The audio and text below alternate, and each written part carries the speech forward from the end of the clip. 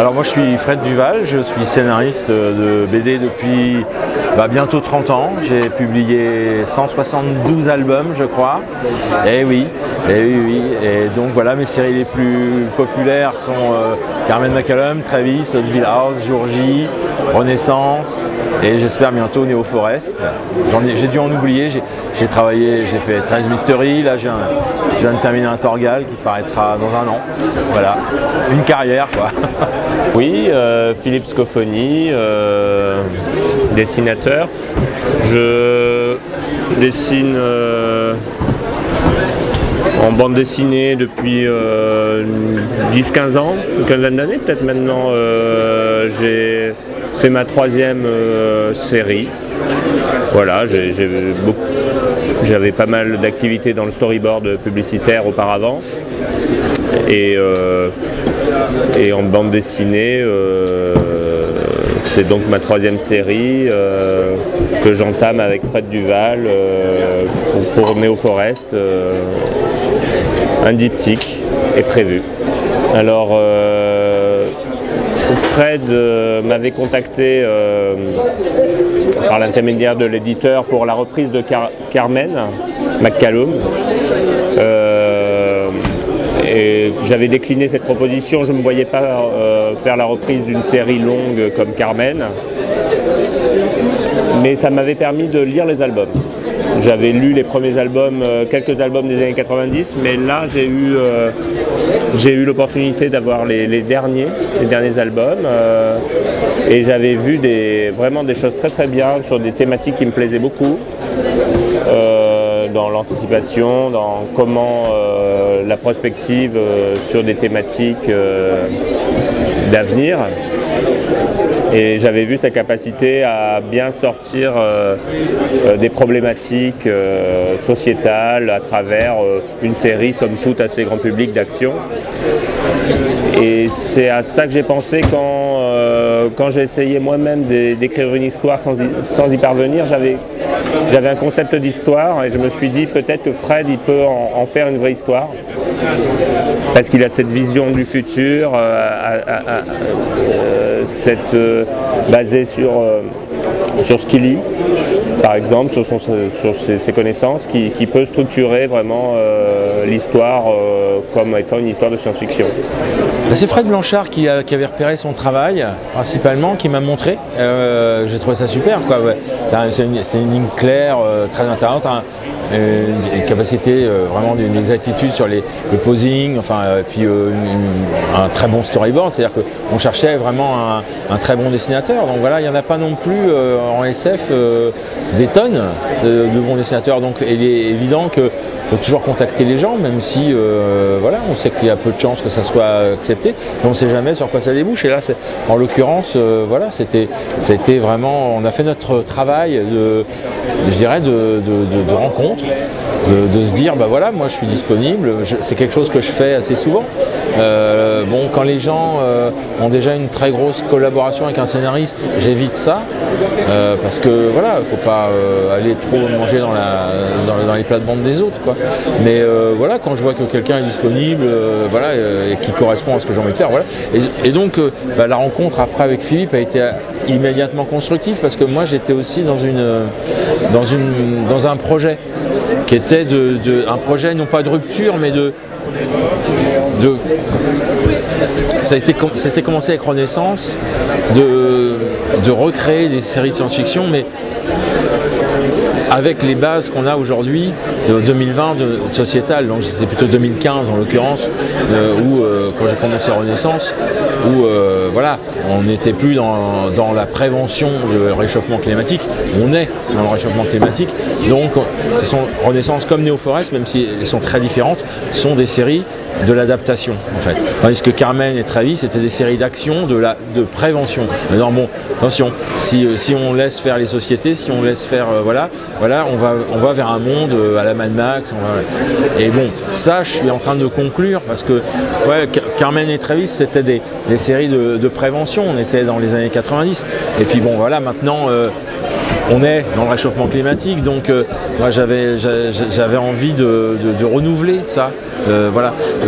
Une chose par exemple que j'ai constaté sur Carmen et Travis, et ça c'est des hasards mais incroyables, c'est que Carmen et Vlad Mirki sont des bébés Covid, ils sont nés pendant le premier confinement.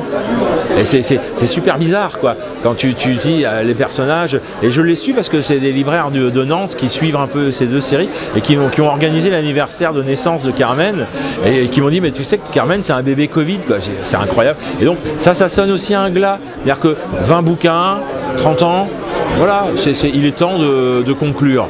Et j'essaye Stéphane Louis a fait un boulot formidable et donc voilà, on conclut. Maintenant avec Philippe ou avec même, voilà, c'est des séries de l'adaptation.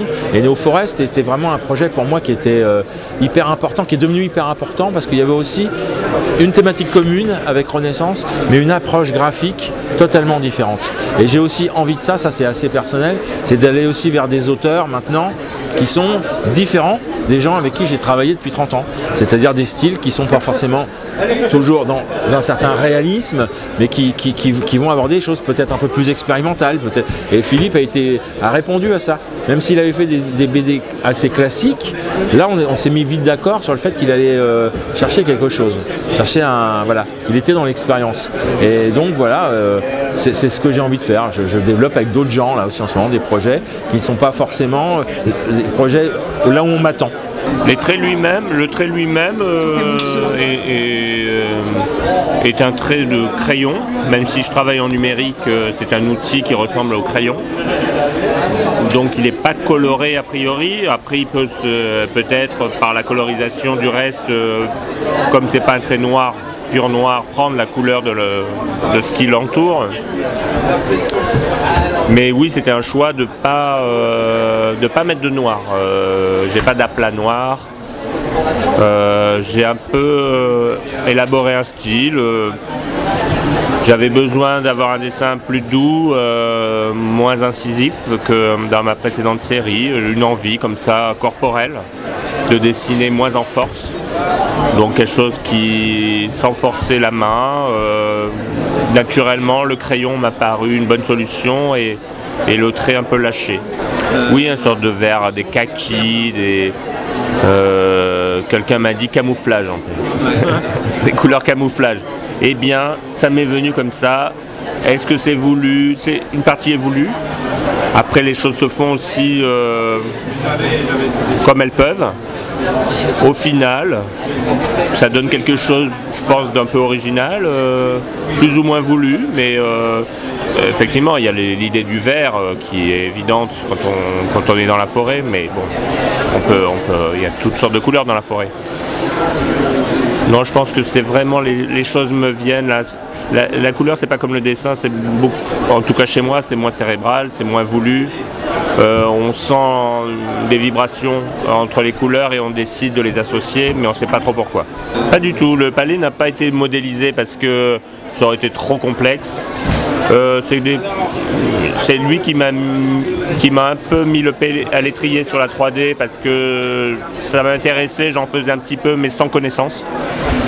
Donc il m'a un peu formé là-dessus. Après je me suis formé avec des tutoriaux sur un logiciel 3D tout seul. Et il m'a donné un coup de main sur certaines modélisations pour me faire gagner du temps, comme le ballon dirigeable par exemple. Je l'avais designé en traditionnel et il me l'a modélisé en 2 heures très rapidement. Ça me permet après de le faire tourner facilement, le représenter sous tous ses angles. Mais l'idée c'est qu'on ne voit pas qu'il y a de la 3D dans l'album, c'est vraiment le dessin est très loin de la 3D, ça m'aide à la mise en perspective de certains objets complexes comme les vélos. Et donc c'est une étape du travail un peu invisible que j'aime bien utiliser. Oui, c'est un équilibre, un fil sur le fil de rester crédible sur toutes ces choses, ça se cherche. Déjà à travers des recherches graphiques où on essaye de voir ce qui fonctionne visuellement. Pour avoir un style qui arrive à intégrer toutes ces dimensions-là de l'histoire, toutes ces influences qu'il y a dans l'histoire, des influences féodales, un peu pré-industrielles. On dit mais quel style va être le style de cette époque en fait. Donc ça a été le temps que j'ai mis dans les recherches, le temps que j'ai pu prendre à faire ces recherches-là, qui petit à petit ont défini l'univers de Neo Forest. Au début, on ne sait pas ce que ça va être, on essaye. Petit à petit, on le construit et après, une fois on arrive à un point où ça y est, on a cette bulle-là, qui est cet univers-là, on l'a un peu en flou, mais on l'a. Et après, c'est beaucoup plus facile. On sait ce qui rentre dedans et ce qui rentre pas dedans, cette bulle. Une fois qu'on a la bulle. Le plus dur, c'est essayer de la faire grossir pour avoir une bulle.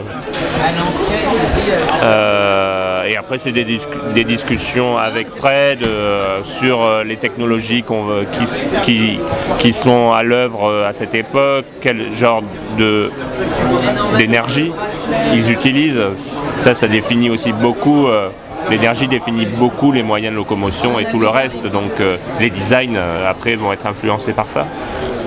Je pense que c'est le projet le plus funambule pour l'instant que j'ai écrit, parce que l'équilibre est très précaire. Et ça, c'est une prise de risque que j'avais envie aussi de développer, parce que je ne voulais pas faire un énième projet cyberpunk où les gens savent très bien au début comment ça va se terminer, quoi, en fait. Et donc là, c'était d'emmener les gens dans un conte. Il était une fois, donc tout de suite de mettre la distance avec quelque chose d'assez onirique et qui permet aussi d'avoir une petite marge, pas une grosse, hein, mais une petite marge de poésie, en fait. De dire aux gens, bah oui, mais on est dans un conte, accepte-le.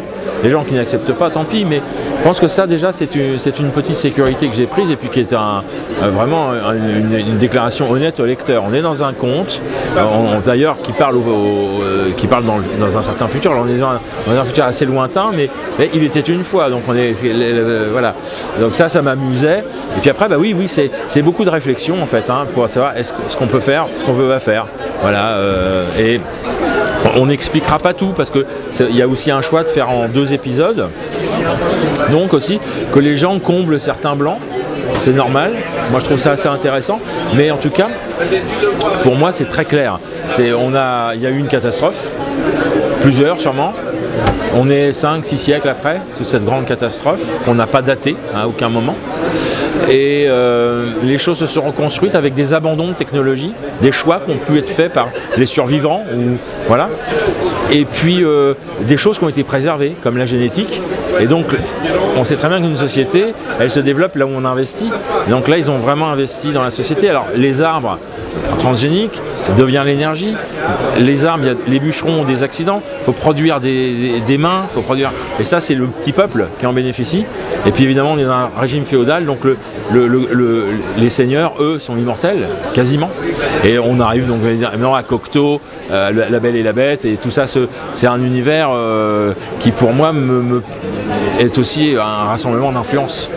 Oui, la littérature, c'est important. Alors, c'est vrai que dans Renaissance, c'est pas gratuit non plus, parce que la référence à Proust, donc avec le nom de Swann, c'est pas gratuit, c'est pas juste un clin d'œil à Proust, c'est que vraiment Renaissance, c'est un des grands thèmes de Renaissance, c'est la réflexion sur le temps.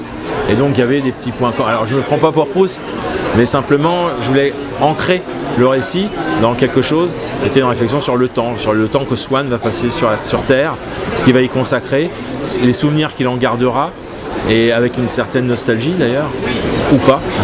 Vous verrez ça au tome 6. Mais donc voilà, et oui, moi je pense avoir depuis longtemps me nourrir plus de littérature que de bande dessinée, par exemple.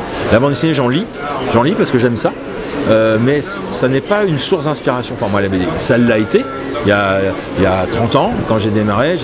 Moi, à la base, j'étais un fan de Yann et Conrad, de ces gens-là, de cette école post-punk, en fait, voilà. Mais évidemment, les grands classiques, j'ai découvert Van Damme, j'ai découvert le récit réaliste, Corto Maltese, enfin tout ça, c'est mes grandes influences. Mais maintenant, depuis longtemps, vraiment, c'est la littérature, c'est la politique, c'est m'intéresser à la société. Quand on me dit dans Renaissance, t'as tout deviné avec 2 ans d'avance. Non, je lis le rapport du GIEC. Voilà, je suis pas collapsologue, mais je me nourris de choses où j'essaye de dire avec mes mots et un peu d'espoir quand même aux gens, mais voilà, maintenant on est dans l'adaptation, hein. Et donc on a encore les moyens de s'adapter, mais le réchauffement, on est en plein dedans. Voilà. Donc, et Neo Forest est aussi encore une manière de se décaler un peu plus de cette réalité-là, mais pour dire d'autres vérités. Le conte a toujours servi à dire des vérités ou d'avoir un petit côté moral, un petit côté initiatique, parcours initiatique. Et Blanche, elle n'est pas que cool, quoi. C'est une ado quand même, donc elle est chiante, elle est voilà. Et donc sur le rapport père-fille, j'ai aussi mon expérience de vie qui forcément compte. Et donc voilà, je me suis amusé avec tout ça. Alors 2 tomes, c'est-à-dire que l'histoire se termine et sera bouclée, le conte sera bouclé au tome 2. Après, si Philippe est volontaire, si Dargaud est volontaire, si le public, les lecteurs sont volontaires, moi je pense qu'il y a moyen de développer un second conte, en 2 épisodes aussi, parce qu'il faut garder des choses, mais on n'en est pas là. Pour l'instant, moi je voudrais réussir un tome 2 aussi bon que le premier, et puis voilà, mais après ça dépend de nos... Moi je suis scénariste, donc j'ai toujours un coup d'avance. Mais il y aura forcément quelque chose d'assez intéressant à développer, mais je ne peux pas en parler, sinon je vais vous révéler des choses du tome 2. Voilà. Et je pense que là, vos lecteurs vont m'en vouloir. Ah, moi, je ne sais pas si j'ai déjà répondu à la question, mais ça serait Goscinny. Parce que c'est vraiment, pour moi, mais de très très loin le plus grand. Voilà. J'ai beaucoup d'admiration pour Van Damme, pour Charlier, pour Pierre Christin, qui est pour moi ma grande référence. Mais alors, Goscinny, c'est au-delà de la BD. Goscinny, c'est pour moi un des plus grands écrivains français du XXe siècle. C'est-à-dire que voilà, ce qu'il a fait avec Lucky Luke, ce qu'il a fait en reprenant Lucky Luke, ce qu'il a fait avec Astérix, toute son œuvre, pour moi c'est grandiose. Donc j'aimerais être dans la tête de Goscinny au moment où il le racontait ça dans des interviews, au moment où je pense qu'il était assez... je dirais pas dépressif, mais enfin il était un peu déprimé, et entre 2 Astérix, tant qu'il n'avait pas cette petite étincelle que tous les scénaristes ont, le moment où tu te dis bon ouais, j'ai un sujet, j'ai tout, c'est bien, mais il me manque la petite étincelle, le petit plus qui fait que le bouquin sera valable.